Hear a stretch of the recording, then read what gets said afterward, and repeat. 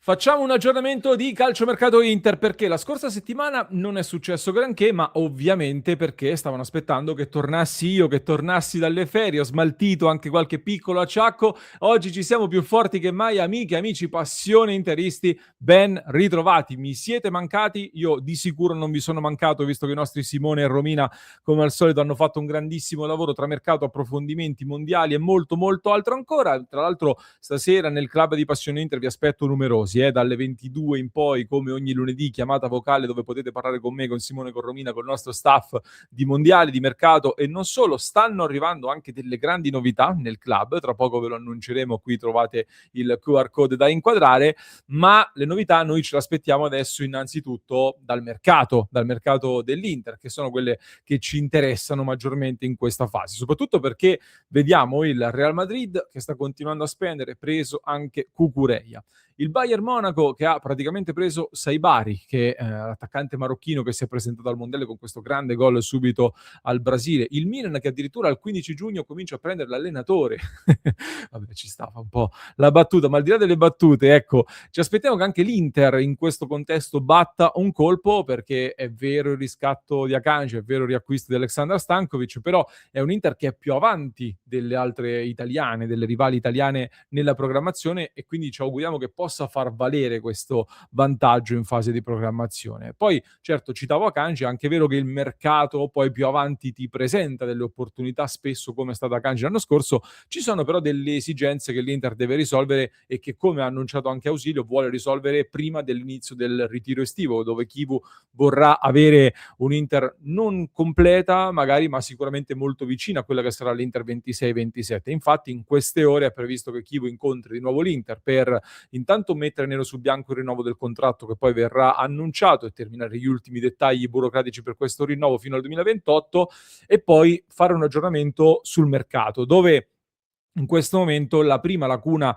che si è venuta a creare intanto è quella della difesa, e quindi avanti tutta su Umar Solé, con la benedizione anche di Christian Chivu per andare a tappare questa prima lacuna dopo gli addii di Darmian e Acerbi. E l'Inter sembra, appunto, non sembra, l'Inter ha scelto il francese, che piace da tanto tempo, che lo ha scelto dopo aver valutato diversi profili, tra cui anche Muaremovic, che invece non ha fatto un gran bel debutto al mondiale con la Bosnia, e ha scelto Solé sia per le condizioni economiche di questa operazione che per una questione anche tecnica, perché è un giocatore che può coprire tutte e tre le caselle difensive, con questo anche spiccata, diciamo così, dote offensiva nella conduzione del pallone, nel buttarsi in avanti con personalità, a tal punto che Fabio Capello ha anche detto che lo vedrebbe alla Desai, cioè davanti alla difesa, magari anche quindi in un altro ruolo, che tra l'altro in emergenza ha ricoperto per pochi minuti anche Manuel Akanji, per esempio.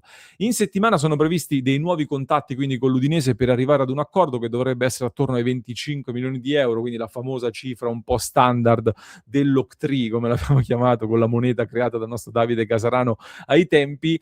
Sono curioso però di capire anche nell'idea di Chivu dove giocherebbe Solé, come partirebbe anche nelle gerarchie, perché è vero, gioca a sinistra al momento, ma a Udine anche Bissek in Danimarca giocava a sinistra, è di piede destro, e io lo vedo, ecco, molto alla Bissek, appunto, che per il momento sappiamo che resta. Questo sta delle dichiarazioni anche della gente, che di solito non bleffa, la gente Branchini. E sarà Akanji poi la conferma al centro? Vediamo, perché a me Akanji non era proprio la mia primissima scelta al centro della difesa, per quello che aveva fatto vedere all'inizio dell'Inter, anche se ne avevamo parlato in un vecchio contenuto. Nella parte finale mi ha fatto vedere qualcosina di interessante. Al mondiale, prestazione non spettacolare con la Svizzera contro il Qatar. La Svizzera ha sottovalutato nettamente il Qatar, secondo me. Ci torneremo. Prima però occhio a Frattesi, a proposito di mercato, che è la vera notizia delle ultime ore di questo weekend, notizia che può incidere molto pesantemente sul mercato dell'Inter, perché Frattesi ha aspettato e aspetta in realtà anche delle chiamate dall'Italia. Nel frattempo però si è detto disponibile al trasferimento al Nottingham Forest. Ha accettato questa opportunità Nottingham Forest, e questo è un passaggio fondamentale, perché appunto Frattesi a Nottingham ci andrebbe. Ora qualcuno dice che il Nottingham avrebbe già offerto 25 milioni contro i 30 chiesti dall'Inter per Frattesi.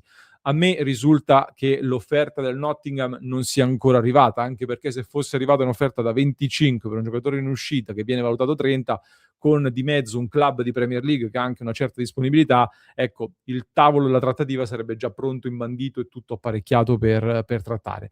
Credo che molto dipenda dal fatto anche che il Nottingham stia trattando un affare clamoroso, che è quello della possibile cessione di Elliot Anderson al Manchester City, valutato 140 milioni di euro senza bonus, ecco, quindi 140, portate questo e vi prendete Anderson, una cifretta, una trattativa comunque molto complessa, che quindi ovviamente assorbe le attenzioni. Comunque resta questa apertura importante di Frattesi, aspettiamo la mossa del Nottingham che può sbloccare anche il mercato dell'Inter, perché darebbe, tanto se si concretizza in queste ore, dà un ultimo input anche per andare dall'Udinese a trattare Solé. Poi libera uno slot e un costo squadra importante nella rosa dell'Inter, ma anche uno slot al centrocampo dove a chi viene assegnato poi questo slot a centrocampo? Perché qualcuno in queste ore sta sganciando questa bomba clamorosa di un contatto tra l'Inter e il Real Madrid in occasione di questo viaggio delle leggende, di questa partita tra le leggende di Inter e Real Madrid, dove c'era anche Marotta. Parla di un contatto tra Inter e Real per Camavinga del Real classe 2002, che ha fatto 3 stagioni importanti con il Real Madrid, le ultime 2 con qualche problemino, centrocampista di 23 anni che ha fatto 5 anni al Real Madrid. Se posso ovviamente io lo prendo sempre. Il tema è che l'Inter fa benissimo ad informarsi. Se viene confermata questa notizia, io l'ho sempre detto, tu devi provarci ad informarti con queste società qui, perché magari dal tavolo casca qualche briciola che a noi farebbe molto più che comodo. Però si parla di una valutazione da 60 milioni di euro. Io al momento non me la sento di mettere questa notizia in copertina, di giocarci sopra per i click e di approfondire. Vedremo, ecco, se ci sarà qualche sviluppo. Al momento è un'operazione sicuramente complessa, soprattutto perché poi a centrocampo, con il rinnovo di Mkhitaryan esce Frattesi e lo slot però in realtà è occupato da Aleksandar Stankovic, che a livello di liste non lo prenderebbe quello slot lì, perché andrebbe nei Vivaio Inter o anche in lista B addirittura in Champions League, ma comunque numericamente si prende quel posto lì. E l'Inter, a me risulta, questa cosa la continuiamo a ribadire, che stia continuando a lavorare su Curtis Jones. Non è una pista tramontata per l'Inter, anzi c'è da capire però se Diouf lo consideriamo definitivamente un esterno. Allora Diouf e Luis Enrique andranno a fare tra destra e sinistra, si alternano per fare i vice del ruolo nei quinti, quindi uno a destra e uno a sinistra, e si possono anche interscambiare. A quel punto il sogno potrebbe essere proprio quello di aggiungere Jones ad Aleksandar Stankovic e il resto del centrocampo, con quelli confermati, con Mkhitaryan che avrebbe un ruolo un po' più marginale, come un po' in linea con l'età e anche il nuovo ingaggio che andrebbe a percepire. La preoccupazione è che invece Mkhitaryan potrebbe avere comunque un ruolo con un certo minutaggio sostanzioso, e a quel punto Stankovic, di fronte ad un'offerta molto alta, possa lasciare il posto a Curtis Jones.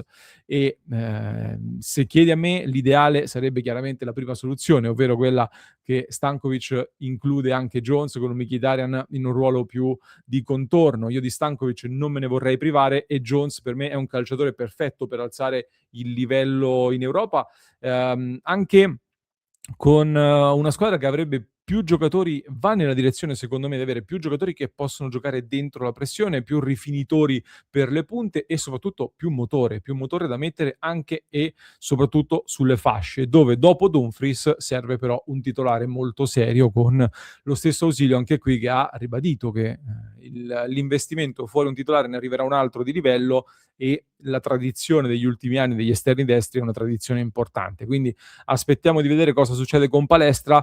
Se punti così forte su Palestra vuol dire che poi lo lanci subito anche da titolare, secondo me, lì su quella corsia. Altrimenti, se poi su Palestra ci si incaglia in questa valutazione altissima che fa l'Atalanta, appunto, io l'altra sera al Mondiale ho rivisto nuovamente Ndoye con grande piacere con la Svizzera, un profilo su cui io continuo a sentire, io ne parlo da tanto tempo, chi ci segue lo sa, continuo a sentire tanto scetticismo. È vero che si mangia troppi gol, sotto porta deve sicuramente lavorare, deve affinarsi negli ultimi 20 metri, sbaglia varie occasioni, anche nella partita con la Svizzera l'avrete visto forse, però lavorato bene, questo in Serie A la spacca. L'altro giorno ha fatto delle giocate che veramente mi ricordava il prime di Ivan Perisic in alcuni momenti, giocando dall'altra parte. Può fare veramente tante cose, soprattutto in fase offensiva, ma ha lavorato, per me il quinto in Italia lo fa proprio a occhi chiusi. Poi di bei giocatori al mondiale in realtà ne ho visti tanti, magari ne riparliamo anche stasera, approfondiamo anche le prestazioni degli interisti del weekend con Çalhanoğlu. Qualche critica ho visto anche in Turchia, ma per me non ha fatto così male in realtà.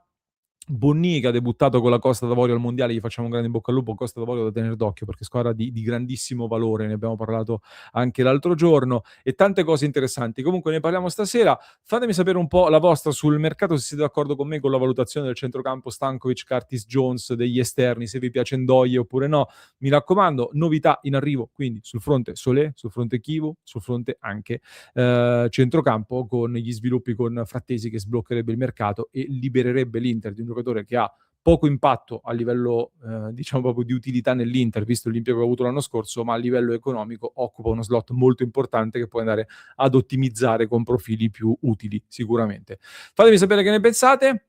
Vi aspetto nei commenti, vi aspetto nel club. In descrizione trovate un altro approfondimento per chi ci ascolta in podcast proprio qui sotto, mentre per chi ci segue su YouTube vi basta cliccare qui.